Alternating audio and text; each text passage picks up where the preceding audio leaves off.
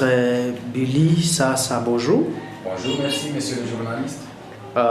Il y a les opérations conjointes FARDC et UPDF dans la traque des ADF à Béni.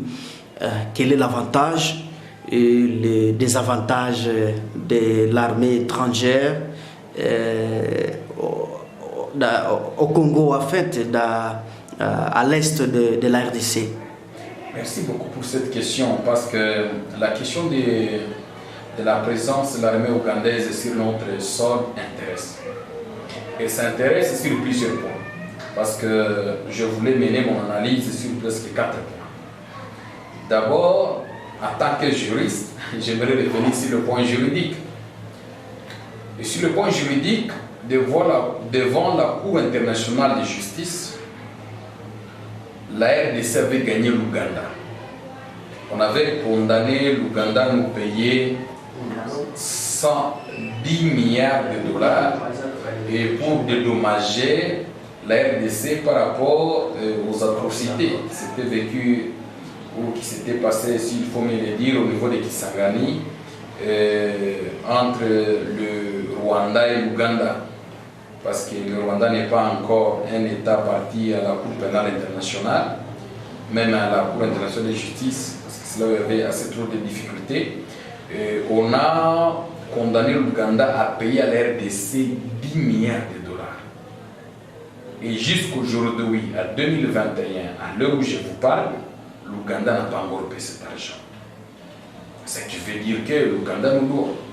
Et que moralement, pour chercher à présenter les excuses sur le plan juridique, l'Ouganda peut chercher à venir atterrir sur notre sol, bon, pour chercher à montrer qu'ils ont combattu à nos côtés, et que peut-être on peut faire des compensations. Ça, c'est le premier point. Mais le deuxième point qui attire beaucoup plus mon attention, c'est sur le plan formel. Bon, comment l'armée ougandaise peut venir atterrir sur notre sol, surtout au Nord Kivu, alors que nous sommes sous état de siège. Parce qu'avec l'histoire de l'état de siège, nous savons que son Nord Kivu est au niveau de l'Ituri. Donc, il faut qu'on l'avoue que donc, notre armée a échoué. Voilà pourquoi on a cherché un secours à l'extérieur. Je me rappelle quand je disais ces histoires au début de l'état de siège, on était menacé même par certains agents de l'ANR. Même Internet a compris cette réalité. Que viennent faire les Ougandais chez nous? Parce que nous savons que la politique, ce n'est pas l'église, c'est un jeu d'intérêt. Et à ce point-là, j'insiste et je le souligne, quelle est la contrepartie que le gouvernement congolais a promis, ou la contrepartie que le gouvernement congolais a pu promettre ou a promise aux militaires ou au gouvernement ougandais, pour que son armée, pour que ses citoyens viennent mourir ici chez nous? Quelle est la contrepartie? Nous voulons l'avoir parce que ce sont les accords secrets-là qui nous dérangent souvent. Je pense que vous n'ignorez rien des accords, par exemple, pour connaître la M23. On nous oppose toujours les accords dont nous ignorons les tenants et les aboutissants. Revenons sur les accords de l'Emer, avec même M. Laurent Désiré Kabila. Nous ignorons les tenants et les aboutissants. Et devant cette réalité, voilà encore l'armée ougandaise qui atterrit chez nous. Et nous ne savons pas les contenus. Ça, c'est un problème très sérieux. Et pour nous, dès que nous, comme peuple, parce que ce qu'avait dit le Mahatma Gandhi, tout ce que tu fais pour moi, sans moi, c'est contre moi. Ce qui veut dire, tout ce que l'armée ougandaise peut faire sur notre sol, même si c'est pour notre bien. Mais ça que nous ne sachions à contrepartie on fera aux Ougandais, c'est contre nous. Troisième point, je reviens sur l'aspect économique. L'Ouganda c'est un État qui n'est pas riche sur le plan potentialité en sous-sol. Nous savons ce qu'ils ont là-bas et nous savons ce qu'ils gagnent par rapport à, je peux dire, par rapport au trafic routier, donc les véhicules la plupart déjà généralement qui viennent du Nord Kivu ou de l'ex-province orientale qui traversent l'Ouganda, ils perçoivent surtout les droits des taxes, en termes de douane, même de trafic. Et qu'avec cette guerre, par exemple, aujourd'hui au niveau de Butembo, on ne peut pas aller calmement au niveau de Bunia ou de Kisangani. Sinon, les véhicules peuvent être brûlés, tout le reste. C'est la même chose pour même ceux qui sont de l'Ituri ou de l'ex-province orientale, qui auraient récupéré les marchandises au niveau de Dubaï, au niveau de Chine. Je crois que le président Museveni, au niveau de l'Ouganda, a compris qu'il a son économie en train de baisser à cause de cette insécurité. Et devant cette réalité, on ne peut pas faire semblant, sans nul doute. Il peut toujours mobiliser les troupes, vraiment presser sur la communauté internationale, qu'on vienne ici chez nous pour mener la guerre, pour mettre fin à ce qui se passe ici. Afin que la route soit ouverte et tout le reste. Mais ça, c'est économique. Mais j'aimerais revenir sur un aspect important. C'est un aspect, je peux dire, un aspect politique. Et cet aspect politique réside sur un détail aussi important, parce que j'y reviens, et c'est ce dont je parle. Nous revenons sur la situation où l'Ouganda, parce que ça fait presque un mois qu'on a appris qu'au niveau de Kampala, il y a eu des attaques, des ADF apparemment, au niveau de l'Ouganda là-bas, au niveau de Kampala. Et que l'Ouganda peut se trouver dans une situation où l'Ouganda se trouve attaqué. Et qu'est-ce qu'il faut faire? Il faut venir aider la RDC, entre guillemets, mais dans la logique de chasser les rebelles au niveau des frontières, afin de les amener à l'intérieur de la RDC. Pour que l'Ouganda respire, parce qu'ici nous revenons sur une théorie de sciences politiques, la théorie de l'État pivot. Vous comprenez que pour que aujourd'hui le Rwanda et l'Ouganda soient en paix, c'est parce qu'ils ont été en mesure d'amener les conflits qui existaient chez eux pour les amener chez nous. Prenons le cas par exemple du Rwanda avec l'FDLR. Ce n'est pas un mouvement rebelle congolais. Prenons le cas de l'Ouganda avec les ADF, les RA de l'autre côté là-bas. Ce ne sont pas des mouvements rebelles congolais. Donc ces gens-là sont arrivés à décharger leurs poubelles, prêtez-moi cette expression, ou à chasser les rebelles de chez eux pour les amener chez nous. Donc la paix de l'Ouganda et du Rwanda dépend du désordre et de la souffrance que les Congolais de l'Est sont en train de traverser.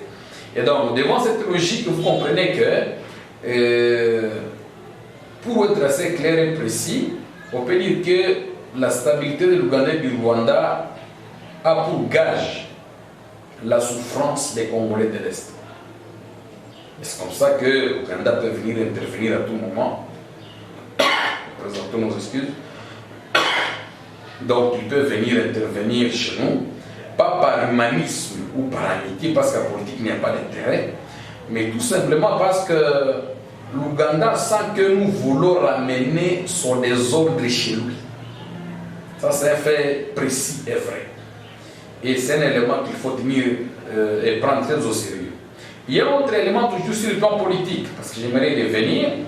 J'ai lu dans des médias très sérieux le président chinois qui a donné l'ordre que tous les citoyens chinois qui vivent au niveau de l'Ituri, du nord et du sud, qui vivent donc au niveau de la RDC, de quitter nos territoires. Ça signifie qu'il y a aussi une guerre géostratégique internationale. Ça, c'est le fait qu'il faut préciser. Ça signifie que ce sont les États-Unis et la Chine qui se battent pour la RDC. Et Tshisekedi a donné la RDC aux Américains. Et c'est comme ça que le président chinois demande à ses concitoyens de quitter notre territoire. Parce que peut-être ça peut être le gage de la paix.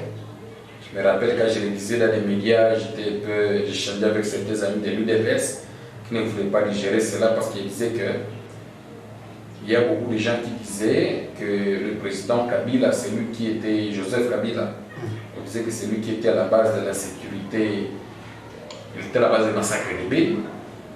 Il a quitté le pouvoir, le président Tshisekedi étendrait les massacres continuent, au besoin, les massacres sont en train de s'élargir. Alors bon, certains de mes amis de l'UDPS ne voulaient pas me comprendre. Et je les avais dit clairement, si, parce que le président Tshisekedi lui-même l'avait dit même à Bukavu, qu'il est prêt à mourir pour que la paix rentre à l'est de la RDC.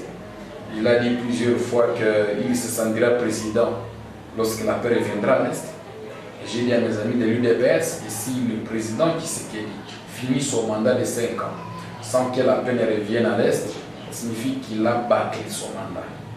Et donc, le peuple congolais ne peut pas lui renouveler sa confiance. Car nous savons le contexte des élections de 2018 et tout cela. Je ne vais pas revenir sur les détails.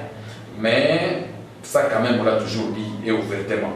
Donc, la Chine, ça signifie qu'avec l'histoire ici des Ougandais, nous risquons de vivre les États-Unis et la Chine se battre à l'est de la RDC. Ça, c'est fait sur le plan géostratégique international. Mais sur le plan géostratégique et régional, il y a un point important qu'il faut aussi préciser. Il y a, quand la RDC était affaiblie, le Rwanda voulait récupérer la place là, de l'État pivot. Mais pour qu'on soit un État pour financer les autres, il faut avoir ce grand territoire. Le Rwanda de là-bas. L'Ouganda voulait aussi récupérer, c'est la raison même. La toile de fond symbolisait beaucoup d'acteurs. Ce sont parmi les raisons profondes de la guerre, même les 6 jours de Kisangani. C'était beaucoup plus une guerre plutôt de leadership qu'une guerre ordinaire. Et donc aujourd'hui, l'Ouganda avait, sur le plan aussi technique, l'Ouganda peut chercher à récupérer cette place pour montrer que non, nous sommes forts, nous sommes en mesure de stabiliser même la RDC et de stabiliser la sous-région. C'est un élément qu'on ne peut pas négliger. Mais ce qui est quand même constant, si j'ai parlé alors à un dernier point par rapport aux citoyens lambda de notre communauté, c'est que la présence de l'armée ougandaise chez nous n'enchante pas. Parce que les Ougandais ont été ici. Je me rappelle, j'étais déjà à l'école. Des fois, il y avait trop de marches ici. Moi, j'ai participé, j'étais encore un enfant. C'est que les Ougandais rentraient chez eux. Et ils sont rentrés chez eux. Et on a appris qu'il y a eu apparemment quelques piloteries. Il y a de cela presque quelques jours au niveau de l'armée de l'air et tout cela. Mais bon, et les Ougandais, et les Rwandais, et les Burundais ne nous rassurent pas. Oui, vas-y. Je voudrais poser la question aussi, réellement, est-ce que le gouvernement ou l'armée ougandaise a respecté réellement le mesure bouquet se retrouve au Congo? En principe, selon les principes élémentaires, bon, il y a certaines grandes décisions, bien sûr. Nous avons lu quand même un peu la Constitution. Il n'y a pas beaucoup d'exigences, mais pour qu'une armée étrangère atterrisse sur notre sol, il faut que le Parlement soit informé. C'est seulement ça. Le Parlement doit être informé. Bien sûr, on n'a pas ce trop de base. C'est sous de lourdes interprétations. Il faut que le Parlement soit informé et que le Parlement donne son accord. Parce que le Parlement représente le peuple. Ça n'a pas été fait. Je pense que si Kamer, qui aujourd'hui en prison, avait permis son poste, c'est parce que l'armée rwandaise voulait entrer chez nous et que le Parlement n'était pas consulté quant à ça. Il n'y a jamais eu de modification par rapport à cet article ou cette disposition. Ça, c'est rien. Des deux, bon, nous savons bien sûr l'union sacrée majoritaire au Parlement, mais cela n'a pas été fait. Bon, des deux, nous voyons les étrangers qui entrent chez nous, qu'on ne connaît pas leur nom, qu'on ne connaît pas leur état sérologique. Cet élément, c'est très important. Si c'est hier ou avant-hier, célébrer la journée internationale contre le sida, des histoires comme ça. Parce qu'on a compris que les armées, surtout lorsqu'il y avait des aides qui venaient des pays voisins, souvent c'était des gens qui étaient malades. On nous envoie ici pour venir contaminer nos soeurs, afin de leur inoculer le sida et tout le reste. Et on n'a pas vérifié, c'est même les tests de Covid. On ne me dira pas que tous ces militaires ougandais ont été testés pour savoir qu'ils sont en bonne santé. Mais bon, ils entrent chez nous. Plutôt que le président l'a dit, j'ai suivi les contradictions de son Excellence, le ministre de la Communication. Au niveau des minants, ils lanceront des bombes à l'État en Ouganda, tout cela, mais nous avons vu des images, comme ils sont entrés par mobile pour entrer chez nous au Congo. Donc, c'est cette hypocrisie qui nous montre qu'apparemment il y a un puits sous roche. Est-ce qu'on veut balkaniser notre pays? Nous ne voulons pas ça. Et je l'ai toujours dit, même si on tue tous les adultes ou tous les vivants, qu'on n'ait pas la chance qu'il y ait le spermatozoïde d'un âne qui sera quelque part. Sinon, nous nous battons pour notre sol et pour notre terre. Et pour ça, on accélérera nos sentiments. Alors, maître, au juste, qu'est-ce qui se cache dans cette opération de mariage UPDF et armée congolaise au juste? Je vous fais une analogie simple. Parce que quand tu vas marier ta femme, par exemple, mon frère est journaliste, est-ce qu'on marie une femme en clandestinité? Vous allez avec les membres de votre famille, vous portez l'argent ou les chèvres, c'est public et ça se fait. On n'a jamais on marie rarement la nuit, mais on va toujours la journée. Vous y arrivez, vous déposez ce que vous avez, les gens discutent, tout le monde sait que désormais, Madame telle appartient à nous, mon père, et tout le reste. Et c'est évolue comme ça, ce sont des faits, c'est public. Mais quand vous sentez, bon, les Ougandais viennent nous aider, on a décrété l'état de siège, on nous a dit que, et nous avons confiance à notre armée, nous connaissons notre armée. Ça qu'on ne puisse pas penser que nous voulons démoraliser l'armée ou quoi, non. Nous connaissons notre armée. Avec Mamadou, avec Bouzamabé, avec le vieux Baouma, avec nous avons une pluie Mayele, nous avons une pluie, notre armée, nous avons des militaires et notre armée est capable. D'ailleurs, nous avons une armée la plus disciplinée au monde, s'il faut le dire. Parce que la misère que traversent nos militaires, ce n'est pas un jeu. Je ne dis pas par plaisanterie. J'ai défendu les militaires. En commençant par, je sais ce qu'ils sont dit. En commençant par les colonels et tout le reste. Je sais ce que je fais. Nous avons une armée disciplinée. Mais qu'est-ce qui dérange si j'ai fait cette analogie-là exactement des mariages et tout le reste? Pourquoi on ne veut pas dire au peuple comment les Ougandais arrivent chez nous? On ne veut pas consulter le Parlement. Pourquoi on ne veut pas... Ils viennent pour combien de jours? Ils sont nombreux de combien? Concrètement, les messieurs viennent faire quoi? Bon, il y a déjà des contradictions par les ministres, Cyril Laporte, on peut dire, bon, le porte-parole officiel du gouvernement. Bon, devant cette pluie d'éléments, qu'on fasse quoi? Qu'on donne confiance. Bon, bien sûr, le premier jour, on a pilonné quelques bases des ADF. Et aujourd'hui, on a brûlé un mort à Luna, s'il y a des véhicules et tout cela. Bon, nous ne voulons pas. On nous avait dit que les Kenyans sont venus. Je n'ai appris aucun effet des Kenyans. On nous avait dit qu'il y avait quelques Américains. Tanzaniens aussi. Oui, oui, les Tanzaniens, on nous avait dit qu'il y avait même quelques Américains, s'il y avait quelques commandos qui étaient venus. Bon, finalement, ça s'ajoute à la liste de la comédie. Alors que ce sont nos frères que nous sommes en train de perdre, nos mères, nos enfants, et nos parents, nos grands-pères. Bon. Vous voulez que je dise quoi? Finalement, pourquoi le gouvernement ne veut pas dire la vérité au peuple? Il y a quoi? Ça, c'est une question, et on est constant. Ces gens, les Ougandais, donc c'est l'armée ougandaise qui est devenue plus forte que l'armée congolaise. Je me rappelle quand les Maïmaï étaient ici au niveau de... Bien sûr, je ne soutiens pas les Maïmaï dans leur folie aussi. Mais je me dis, lorsque les Maïmaï étaient ici au niveau des Carmels ici, nous avons vu des hélicoptères qui tournaient ici. Ces gens-là qu'on appelait soit des corps du Christ. On a vu que nous avons mis des hélicoptères, des militaires, parce que nous pensions qu'on n'en avait pas. Et pourquoi ne pas utiliser ça pour aller défaire ces ADF ici? Voilà autant de questions qui inquiètent. Et la présence des Ougandais pour nous, si c'est pour la paix, bon, on peut être content, mais celui qui a déjà été mordu par un serpent a peur même d'une corde. Alors, maître Billy, le monde entier vous écoute maintenant, et les Congolais sont à l'étranger, ils vous écoutent maintenant. En fait, vous parlez quoi aux Congolais qui sont à l'étranger, mais ils sont aussi dans les qu'est-ce dans les comment? Avez-vous un message en particulier adressé aux Congolais qui sont à l'étranger sur la situation de l'Est? Il y a un message simple. nous sommes victimes des génocides. Et je ne suis pas un profane. J'ai écrit un livre, et mon saut bien pesé, sur le massacre de Kikyo de 1998. Parce que je voulais que tu ne peux pas comprendre le présent si tu ignores le passé.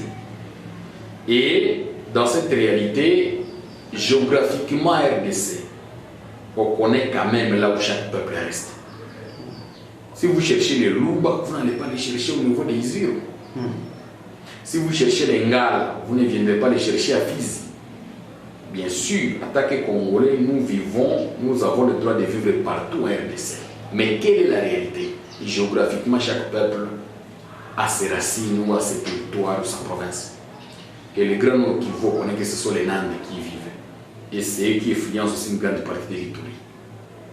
Et depuis 2014, on nous égorge comme des animaux. Heureusement, bon, je ne suis pas partisan parce que je suis indépendant, je ne suis même pas membre d'un parti politique. C'est comme les rapports, par exemple, de notre ami Otama, bien que bon, l'un utilise Otama, et puis bon. Mais quand même, il y a quelques faits vrais parce que j'ai le temps de l'analyser. Presque à plus de 80%, même après mes enquêtes aussi personnelles, je suis en train de faire mon 3e cycle au niveau de l'Université catholique de Graben, à la faculté de droit au département de droit public. Donc j'ai une petite idée quand même. Il y a beaucoup de Nandes qui ont été égorgés dans cette histoire des massacres qu'on appelle des BMI qui se sont étendus sur l'Ituri. Nous sommes sous le feu des génocides réels. Et tout Mouïr qui vit et en RDC dans la diaspora, qui ne veut pas prendre conscience de cela, nous allons vivre comme les Palestiniens. Ils étaient chez eux. Même après 2000 ans, on les a chassés de chez eux. Et ils sont colonisés au XXIe siècle. Je connais la Bible parce que je l'ai lu de Genèse à l'Apocalypse et en profondeur. Ça signifie du point de vue religieux, je ne peux pas m'attaquer à la cause d'Israël et tout le reste, mais objectivement parlant comme communauté. Nous sommes égorgés comme des animaux, mais personne ne veut plaider notre cause. Je pense, le minimum, il faut que nous puissions prendre conscience. Mais c'est le temps, nous sommes sous... Parce que les génocides, c'est un groupe qu'on poursuit, en totalité ou à partie. Et c'est ce qu'on a senti que... Parce que comme je l'ai démontré dans mon ouvrage, j'ai montré que le peuple nande est devenu les cadenas qui bloquent la balkanisation de l'RDC. Ça, je ne suis pas tribal parce que si je peux surprendre tout le monde, peut-être certains qui ne me connaissent pas, mon père est nande, mais ma mère est nyanga. Et donc, je suis du Nord Kivu à profondeur. C'est pour dire que donc, le tribalisme, gérer le tribalisme, mais nous sommes victimes des génocides planifiés au niveau international. Et si nous ne prenons pas conscience et capitaliser et mettre en valeur toutes nos potentialités intellectuelles, économiques, militaires, culturelles ou même sociales, nous risquons de disparaître comme peuple. Maître Billy, merci. Je vous remercie.